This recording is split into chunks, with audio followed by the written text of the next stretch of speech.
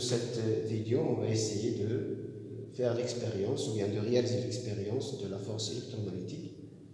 Pour cela, j'ai besoin de matériaux ou bien du matériel suivant, d'un aimant en nu, d'un bécher. On va mettre à l'intérieur une solution électrolytique et d'une tige verticale conductrice. J'ai besoin des fils de connexion et un générateur. Ce générateur, on peut voir la variation de courant électrique dans cet petit écran. Je commence par le premier cas. Le courant ici passe de haut en bas. Le pôle nord de l'aimant en nu, il est ici en rouge. Le pôle sud, il est en vert, c'est-à-dire le champ magnétique il est dirigé dans ce sens.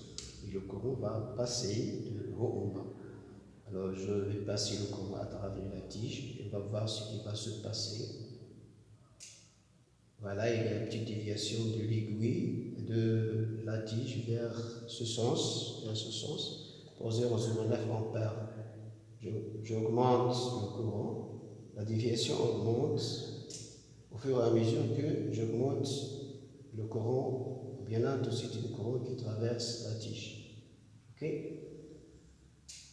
Je recommence.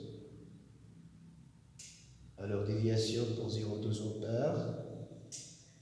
La déviation de la tige augmente pour 0,29 ampères.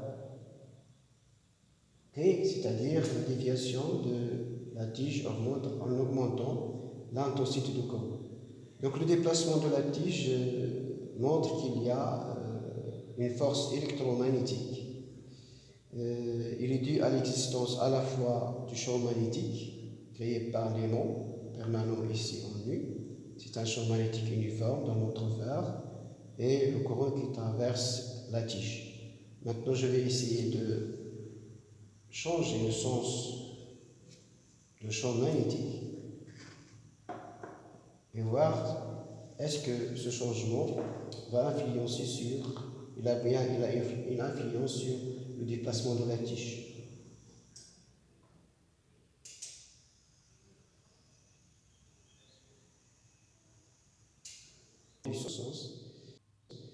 Je vais essayer de renverser le sens du courant. Au lieu de passer de haut en bas, il va se déplacer, et bien, il va traverser la tige de bas en haut. Voilà, l'aiguille, la tige s'est déplacée dans ce sens. On dit que la force électromagnétique dépend à la fois du sens du champ magnétique et du sens du courant qui traverse la tige.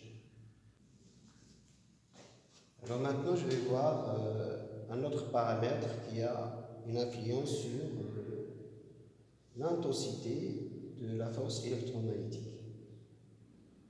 Ce paramètre, c'est la distance ou bien la portion de la tige qui se trouve dans cette zone, la zone où le champ magnétique est uniforme. Commençons pour voir la première déviation de ce cas. Voilà la première déviation de ce cas pour 0,47 ou bien 0,45 ampères.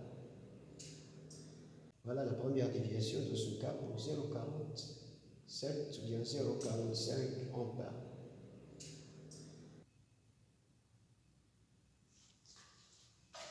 Là, j'ai ajouté une deuxième aimant.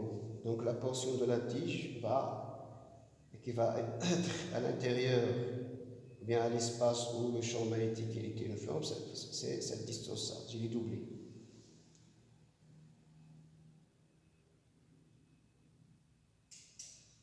Eh bien, pour 0,45, la déviation a augmenté par rapport à la premier cas.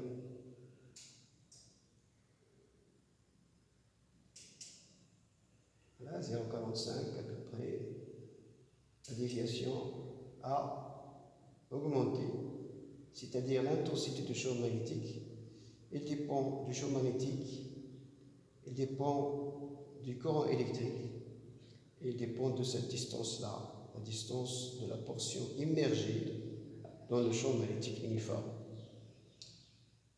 Et le sens de la force électromagnétique, il dépend à la fois du sens du champ magnétique et le sens du courant électrique.